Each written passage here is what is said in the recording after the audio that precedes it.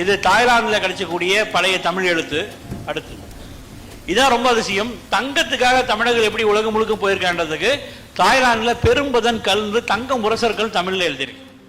இப்பயும் அங்கே இருக்கு, புகட் பக்கத்தில் ஒரு இடத்துல மியூசியத்தில் வச்சிருக்காங்க, நிசன்கோட் அமரட்னு ஒரு இடத்துல. அடுத்து இது மணிமேகலை இலக்கியத்தில் படிச்சிருக்கோம். இன்னைக்கும் தாய்லாந்து, கம்போடியா, வியட்நாம், லாவோஸ்ல மணிமேகலை கடவுளா இருக்காங்க. மணிமேகலா தெய்வம், லைட்னிங் கார்டுன்ற பேர்ல இருக்காங்க.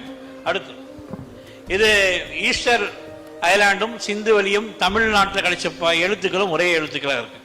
அடுத்து இது பிரேசில்ல இருக்கக்கூடிய உரை பரண்ட ஊர்ல, அங்க பில்லுன்ற மக்கள் பிரேசில்ல இன்னைக்கும் அவங்க பேசுற மொழியில் தமிழ் இருக்கு.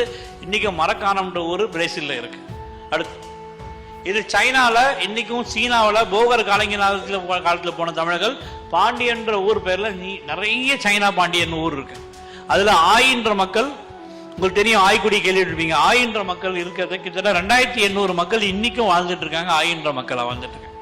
அடுத்து இதுல அதிசயம் என்னன்னா, சீனாவில் இன்னைக்கு உலகத்திலேயே அதிக தமிழ் பேசக்கூடியது சீன மக்கள். இப்ப எங்க நண்பர் இப்ப வராங்க, நிறைமதினு ஒரு பெண் வராங்க, 22ஆம் தேதி. முழுக்க முழுக்க தமிழ்ல தான் உரையாடுறாங்க. நம்மளே பழக்க தோஷத்துல சமயத்தில் ஆங்கிலத்தில் உரையாடுறோம், அவங்க தமிழ்ல தான் உரையாடுறாங்க.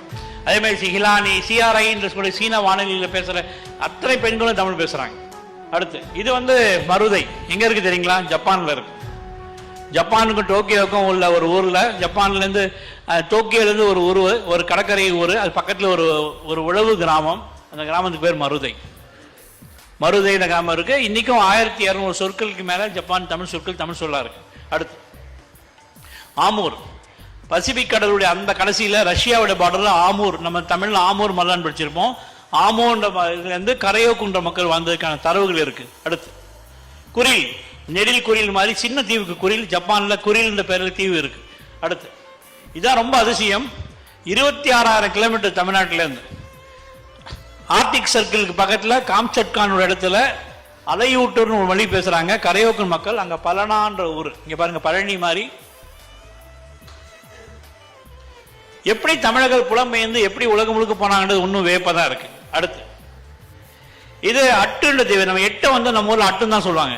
இன்னைக்கு அலாஸ்கால அட்டுன்ற தீவு இன்னைக்கு இருக்கு, அங்க கரையோக்கன் மக்கள் வாழ்ந்துட்டு இருக்காங்க. அடுத்து இனி என்ற தீவு, தமிழ்நாட்டில் இனி என்ற பேர் யாரும் வைக்கிறது இல்லை. இனி என்ற தீவு அலாஸ்கால இருக்கு, இன்னைக்கும் இருக்கு. அடுத்து இது ஆயின்றது, ஆய் மன்னனை சிறப்பா பேசுற தமிழ் சமூகம் தமிழ்நாட்டில் எங்கேயுமே ஆயின்ற பேர் வைக்கல. ஆனால் கனடால ஆயின்ற ஒரு மவுண்டன் இன்னைக்கும் இருக்கு. அடுத்து நயகரா வாட்டர் ஃபால்ஸ் யாரா போயிருக்கீங்களா? கை தூக்க முடியுமா? Niagara water falls. Niagara water falls விழக்கூடிய ஏரிக்கு பேரு, அங்கேயே இன்னைக்கு ஏரி தான், லேக் ஏரி. ஏன்னா அங்க காமாட்சி என்ற மக்கள் வாழ்ந்திருக்காங்க. அந்த காமாட்சி என்ற மக்கள் அந்த ஏரியை ஏரி தான் கூப்பிடுறாங்க. அடுத்து இது எங்க இருக்கு தெரியுங்களா? வேலூர். இங்க இல்லைங்க, கனடால இருக்குங்க. கனடால இன்னைக்கு ஒன்டாரியோ மாநிலத்தில் வேலூர் ஊர் இன்னைக்கு இருக்குங்க. அடுத்து இது என்ன படிங்க பார்க்கலாம்? இதை படிங்க பார்க்கலாம். இன்னைக்கும் கனடாவில் கூட்டணின்ற மக்கள் வாழ்றாங்க, அவங்க பேசுற மொழியில தமிழ் இருக்குங்க. அதாவது வணிக கூட்டணி இருக்காங்களா, சாத்துக்கள் சொல்றாங்களா, அந்த கூட்டணிகள் போனது கனடால சோழி விற்க போயிருக்காங்க. பல்லாங்குழியில் ஆடுறோம்ல சோழி, அந்த சோழி முத்து பவளத்தை விற்க போயிருக்காங்க. அடுத்து இதான் காமாட்சி. இந்த மக்கள் வாழ்ற இடம் தான் கனடாவில் இருக்கக்கூடிய நயகரா வாட்டர் ஃபால்ஸ்ல இருக்கக்கூடிய அந்த லேக் ஏரியின் பகுதிங்க. அடுத்து இது தமிழர் இலக்கியம்.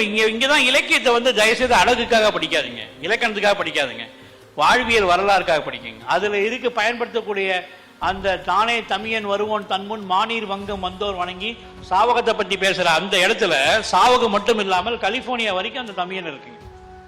பாருங்க, கலிபோர்னியால அந்த தமிழனோட பேசிட்டு வரேன். அவரு நான் பேசுற தமிழை நல்லா புரிஞ்சுக்கிறார். எத்தனை 1000 வருஷம் பிரிஞ்சு இருந்தாலும் அவள் மனதால் தான் எங்கிருந்து வந்தோன்ற ஒரு தேடல் இருக்காங்க. இன்னைக்கு உலக நாட்டில் பல பேர் தன்னுடைய பூர்வீகம் எதுவும் தேடிட்டு தெரிஞ்சுட்டு தான் இருக்காங்க.